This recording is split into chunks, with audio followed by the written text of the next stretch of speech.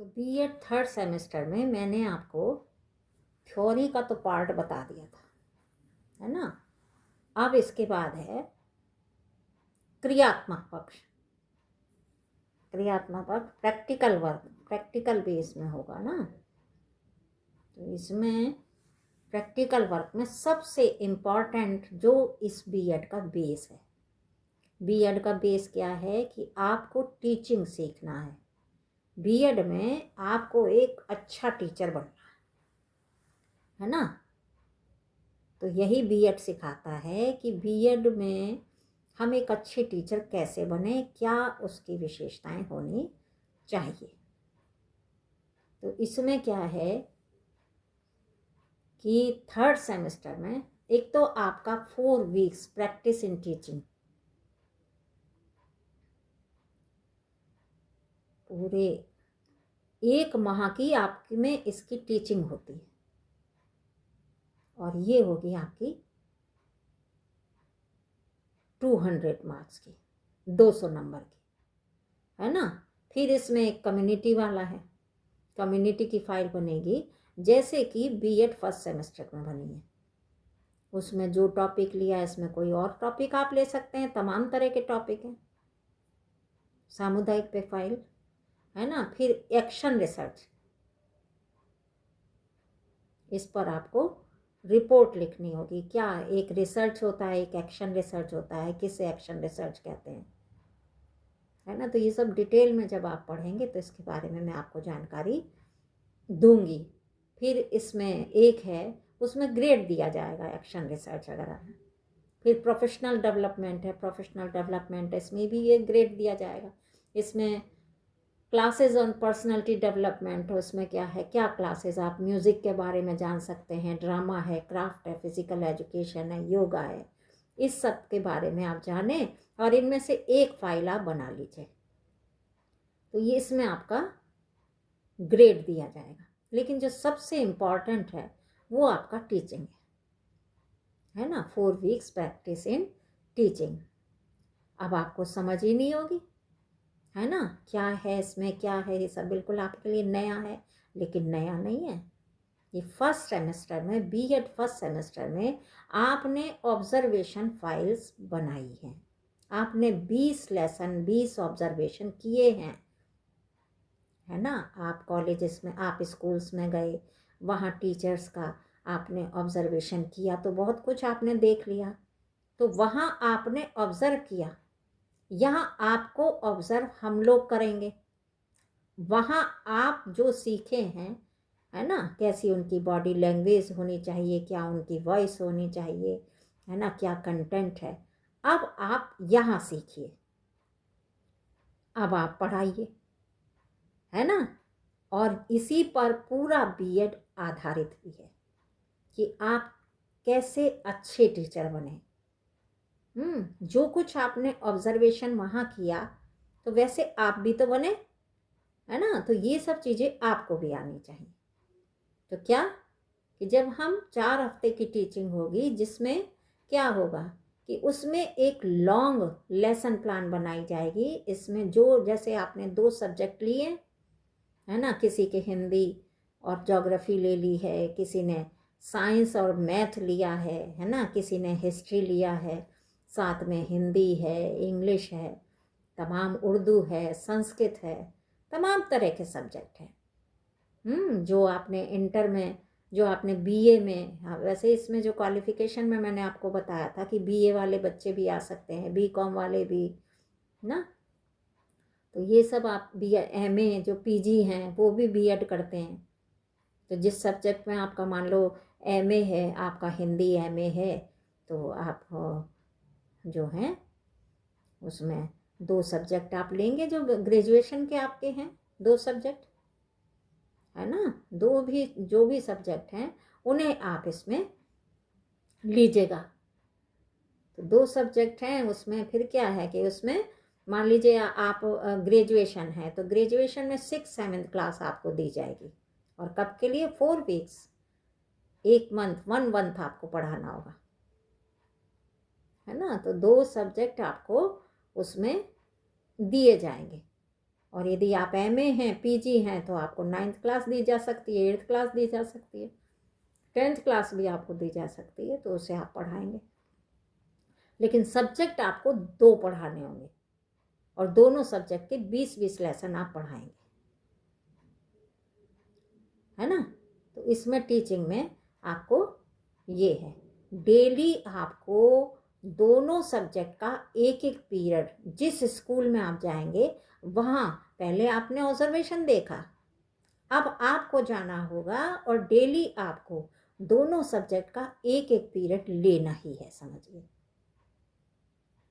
है ना। आप पढ़ाएंगे और आपको जो टीचर्स थ्योरी पढ़ाते हैं, जहाँ आप B.Ed कर रहे हैं, वो आपका सुपरविज़न करेंगे, फिर वो आपको सुझाव देंगे, वो आपकी कॉपी पे लिखेंगे आप कैसा पढ़ा रहे हैं, क्या आपकी कमियां हैं, क्या आपकी अच्छाइयां हैं, पॉजिटिव और नेगेटिव दोनों मार्क्स आपको दिए जाएंगे, है ना। तो ये इसमें आपको टीचर्स जो हैं लिखेंगे। फिर इसमें प्रैक्टिकल एग्ज़ाम होगा एक, है ना। प्रैक्टिकल एग्ज़ाम में बाहर से एग्ज़ामिनर आते हैं ना, उसमें एग्ज़ामिनर क्या है, आपकी फ़ाइल चेक करेंगे, उसमें देखेंगे कि आप कैसा पढ़ा रहे हैं, आप जब पढ़ा रहे हैं आपकी वॉइस कैसी है, आपका बॉडी लैंग्वेज कैसा है, आप टीचर लाइक हैं कि नहीं, आपका क्लास मैनेजमेंट कैसा है, जो आपने ऑब्ज़र्व किया, है ना। आपको अपने कंटेंट पे कमांड है कि नहीं, जो टॉपिक पढ़ा रहे हैं तो उस पर आप कमांड है कि नहीं, बच्चे आपके डिसिप्लिन हैं कि नहीं, आप में पेशेंस है कि नहीं, आप ज़्यादा बच्चों पर गुस्सा तो नहीं करते, है ना। आप कैसा ऑर्गेनाइजेशन है क्लास का, क्या बच्चे डिसिप्लिन हैं कि नहीं, क्या बच्चों में अनुशासन है कि नहीं, तो ये सब क्या है सुपरवाइज़र आपको देखेंगे। आप जब पढ़ा रहे हैं तो उससे संबंधित टीचिंग एड है कि नहीं, बच्चे सामूहिक तो नहीं बोल रहे, जिस बच्चे से पूछा जाए उसी से आप उत्तर लीजिए। तो क्यों? क्योंकि आपको हमें एक अच्छा टीचर बनाना है, आपको एक बेहतरीन टीचर बनाना है। जब आप अच्छे होंगे तो तभी तो आप बच्चों को भी, है ना, अच्छा बनाएंगे। तो सबसे पहला तो आपको एक अच्छा टीचर होना चाहिए और अच्छे टीचर की तमाम विशेषताएं आप में होनी चाहिए। आप बच्चों को ज़्यादा गुस्सा ना करें, आप क्रोध ना करें, आप बच्चों को प्यार से समझाएं, आप में इतना धैर्य होना चाहिए कि बच्चे 10 बार भी अगर क्वेश्चन पूछते हैं तो आप उसका आंसर दें, बहुत धैर्य के साथ उनको बताएं, अपने कंटेंट को याद करके जाएं, मजाक के पात्र आप बच्चों के सामने ना पढ़ें। तो ये सब आपको इसमें सब देखना होगा, है ना। तो तभी आप एक अच्छे टीचर बनेंगे जब आप में ये सब विशेषताएं होंगी। तो बाद में लास्ट में जो है प्रैक्टिकल होता है, इसका 200 मार्क्स का, इसमें बाहर से एग्ज़ामिनर आते हैं, एक इंटरनल एग्ज़ामिनर होता है, एक बाहर से एग्ज़ामिनर आता है, और ये 200 मार्क्स का है ना। तो इसमें जो है वो आपकी फाइल्स देखेंगे,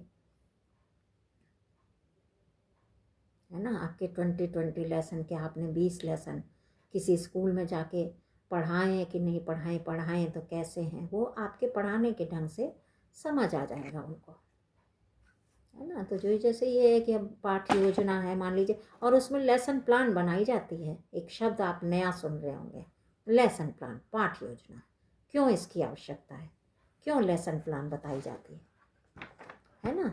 तो लेसन प्लान की आखिर ज़रूरत है क्या।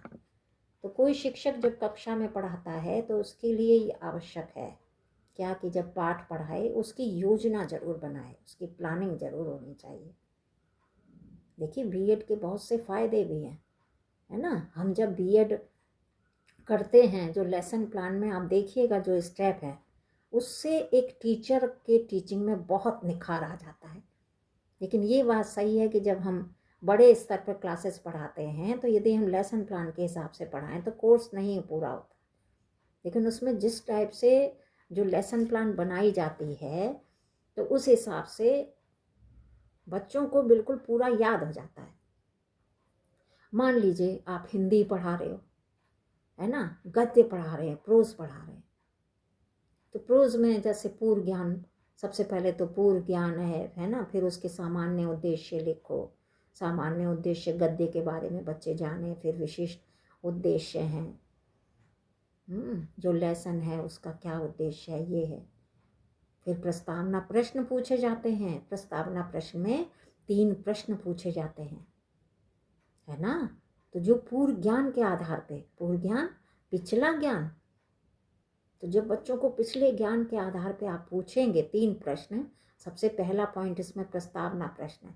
जब आप बच्चों से पूर्व ज्ञान के आधार पर 3 प्रश्न पूछेंगे तो बड़ा रुचिकर होगा। पहला प्रश्न पूछिए, फिर दूसरा प्रश्न, फिर तीसरा प्रश्न, उसके बाद हम आ जाएंगे अपने क्या उद्देश्य कथन है। फिर आप पढ़ाइए उसको, बहुत इंटरेस्ट आएगा बच्चों को भी और आपको भी, है ना। तो बच्चे जो हैं जब जवाब देंगे, पहला प्रश्न का उत्तर दिया, नहीं उत्तर निकला, फिर दूसरे प्रश्न का जवाब दिया, फिर आंसर थोड़ा थोड़ा निकला, फिर तीसरा, फिर समस्यात्मक प्रश्न कर दिया, फिर बच्चों ने आंसर दिया, बच्चों को बहुत रुचिकर लगेगा और आपको भी इंटरेस्ट आएगा। और फिर आपका उद्देश्य कथन बोलिए। तो आज हम ये लेसन पढ़ा रहे हैं बच्चों, इस पेज पर ये टॉपिक है, ये लेसन है, तो आज हम इसका अध्ययन करेंगे। फिर आप उसमें देखिए पाठ्य योजना में क्या कि तीसरा पॉइंट आपकी क्या सहायक सामग्री है, उसमें चार्ट है, मॉडल है, जो भी कुछ आपको दिखाना है, आवश्यक सामग्री है, चौक है, डस्टर है, शामपट है, ये सब होना चाहिए, ये सब लिखेंगे उसमें, है ना। उसके बाद क्या है कि आप उसमें प्रश्न कर दें। आप उसमें बोध प्रश्न करिए। बोध प्रश्न में बच्चों ने कितना जाना, 3 प्रश्न आप उनसे, बच्चों से एक पैराग्राफ आपने लिया, क्योंकि वो 30 मिनट का, 35 मिनट का या 40 मिनट का पीरियड है, उसमें आपने एक पैराग्राफ लिया और उसमें बच्चों को से आपने क्या किया कि 3 प्रश्न आपने उससे पूछ लिए उसी पैराग्राफ से। तो बच्चा सीखेगा नहीं। पहले आपने पूर्व ज्ञान के आधार पे 3 प्रश्न पूछे, प्रस्तावना प्रश्न, उसके बाद बोध प्रश्न पर आ गए, 3 प्रश्न आपने पूछे, उत्तर दिए। उसके बाद फिर उस लेसन को आप पढ़िए। लेसन पढ़ेंगे फिर क्या है, फिर उसमें शब्दार्थ देख लो। तो जब शब्द और अर्थ उनका उसी पैराग्राफ से, फिर बच्चों को और याद आ गया। तो देखिए प्रक्रिया। उसके बाद क्या है, फिर आपने विकासात्मक प्रश्न कर दिए, फिर उसमें विकास हो रहा है ना, तो और ज़्यादा बच्चों को याद आ गया, हो गया।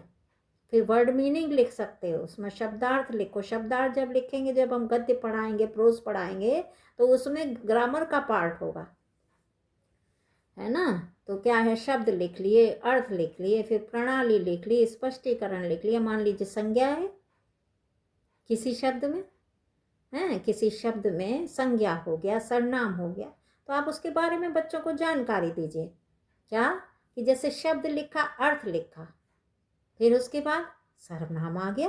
अरे ये तो निजवाचक, इस शब्द में क्या है, निज, निज शब्द लिखा, निज माने अपना, बच्चों ने उत्तर दिया। फिर आप उसमें बता सकते हैं बच्चों को। देखिए कितना रुचिकर लगेगा। क्यों? क्योंकि बच्चों को उससे ग्रामर का, ग्रामर जो है, बच्चे ग्रामर भी जानेंगे। निज, निज माने अपना, तो बच्चों निज क्या है, यहाँ सर्वनाम है।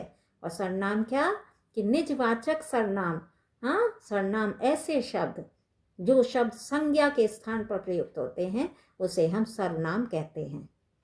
तो जो सर्वनाम है निजवाचक, क्या, जब अपनेपन का, मैं ये कार्य स्वयं कर लूँगा, मैं ये कार्य अपने आप करूँगा, तो ये क्या है, ये निजवाचक है। तो बच्चों यहाँ पे क्या है, यहाँ पे ये सर्वनाम है। कौन सा? निजवाचक। तो कितना बच्चा इंटरेस्ट लेगा। आप बहुत रुचि से पढ़ाइए, इंटरेस्ट से पढ़ाइए, बच्चा ज़रूर सीखेगा।